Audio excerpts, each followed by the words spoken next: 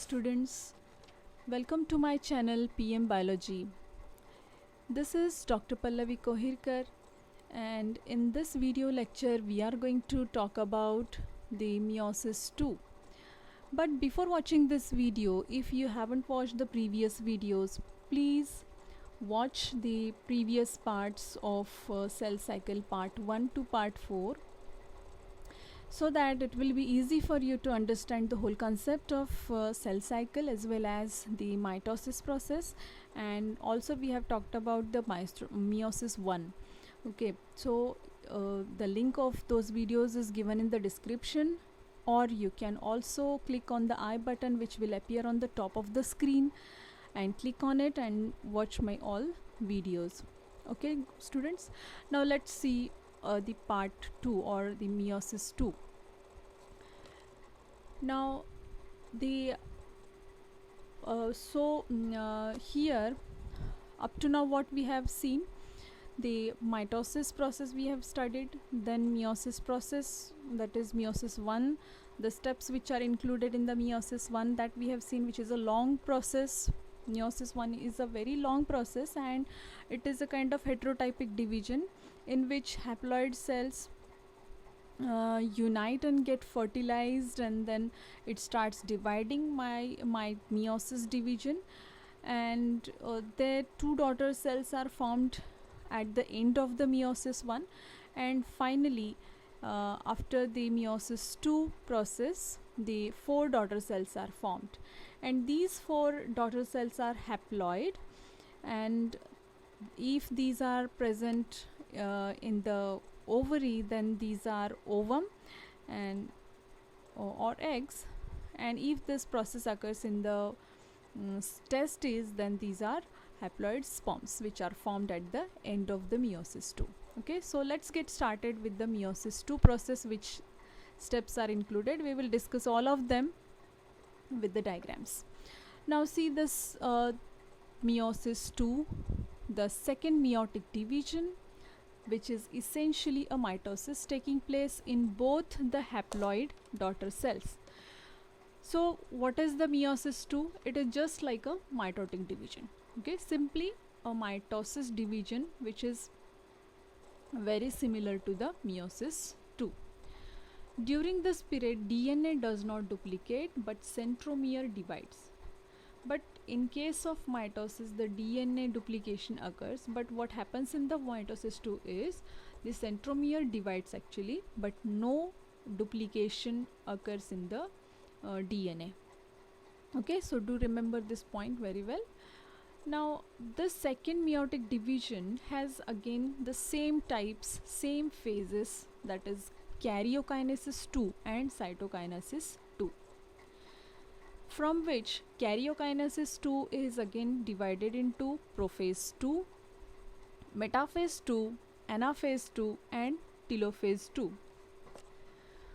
Then these it is very similar to that of the mitosis, which is also divided into karyokinesis and cytokinesis.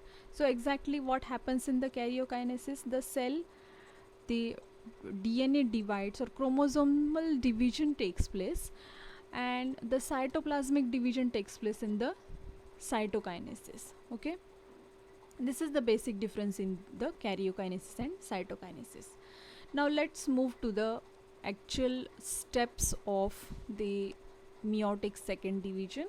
Those are prophase 2, metaphase 2, anaphase 2 and telophase 2.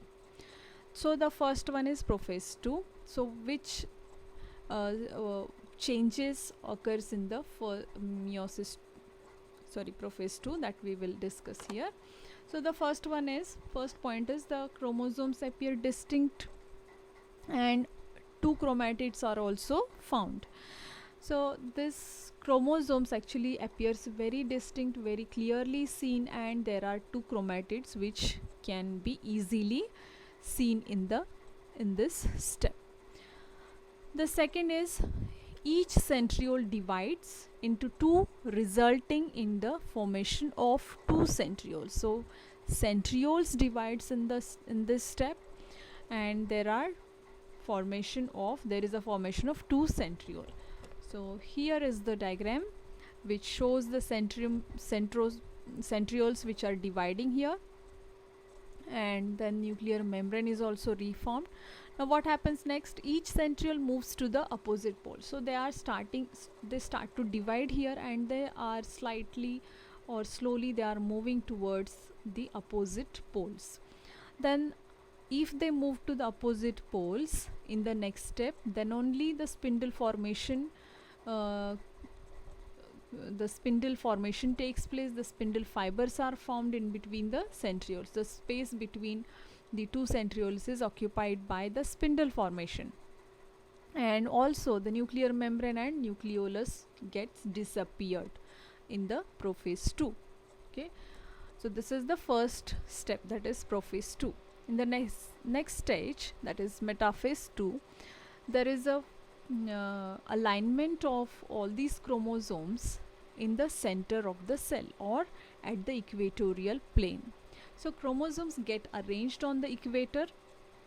The two chromatids of each chromosome, they are separated by the division of the centromere. So centromere divides here, starts dividing here.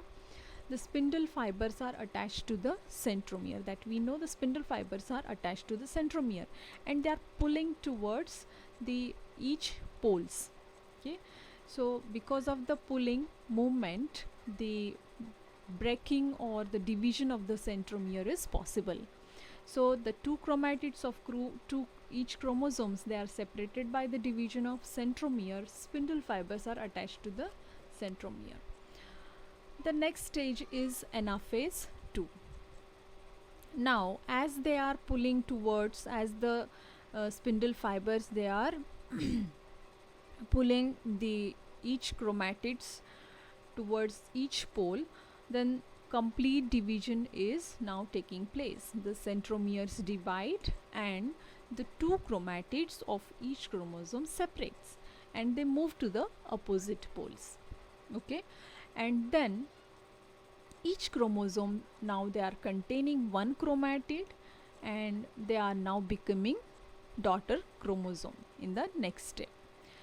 So here you can see the diagram of anaphase 2, which is one cell and another cell, which is already it is a result of the meiotic first division, isn't it? So this is the two daughter cells which are formed at the end of the meiosis 1. So these chromatids now separated, these are the centromeres which are divided here, and now they are the spindle fibers, these microtubules, they are pulling those chromatids towards the centriole. And because of that, in the next step, the formation of the two daughter cells is possible, in which the whole content, the genetic material is present. Okay, now this is the last stage, that is telophase 2. The chromosome at each pole uncoils now and become thin, form the chromatin net. They forms the chromatin net, they become very thin, and they get uncoiled here in the telophase 2. Now the nuclear membrane and nucleolus also reappears.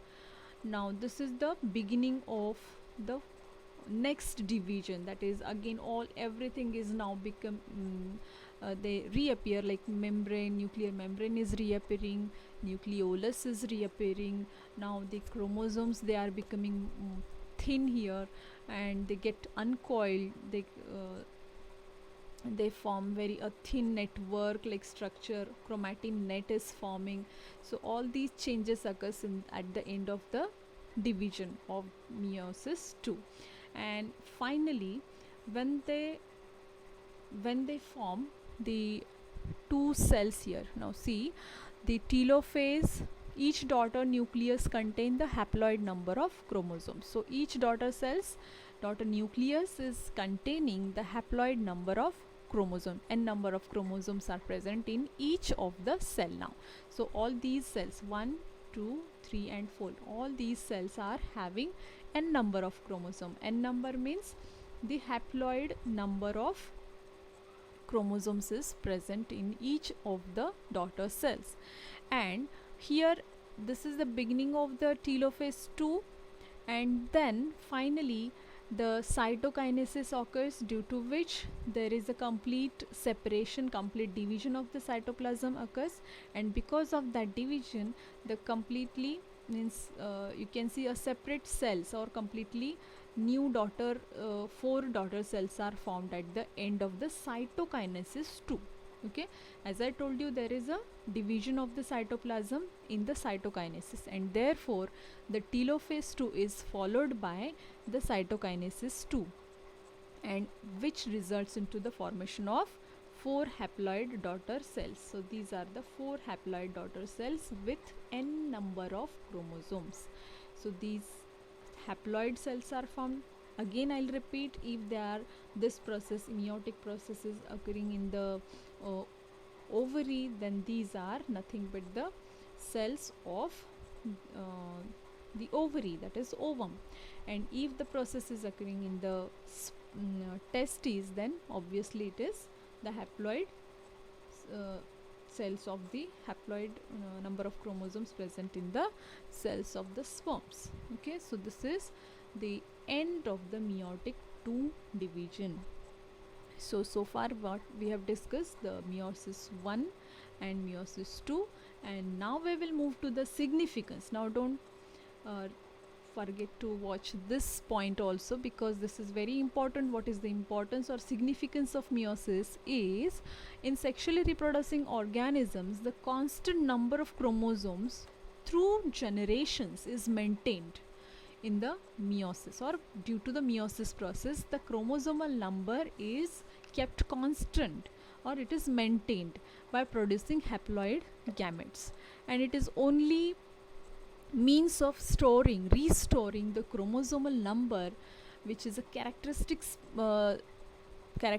or feature of each species. Each species is having a constant number or a particular or fixed number of chromosome, and that is maintained by the meiotic process, meiosis division.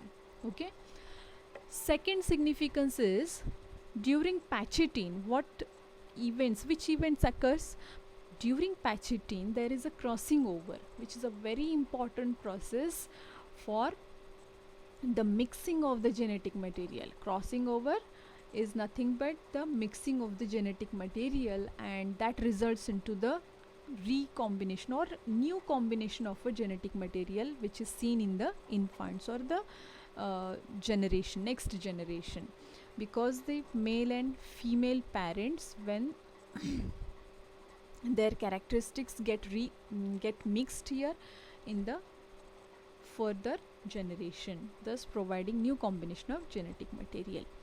And last one is, the variations which is inherited lead to the evolution of species. So species is evolved because of the variations which are found in the species. It is resulting into the evolution process. So these are all the significance of meiosis. And if you like this video, please don't forget to share this video with your friends, and don't forget to subscribe my channel. Thank you so much.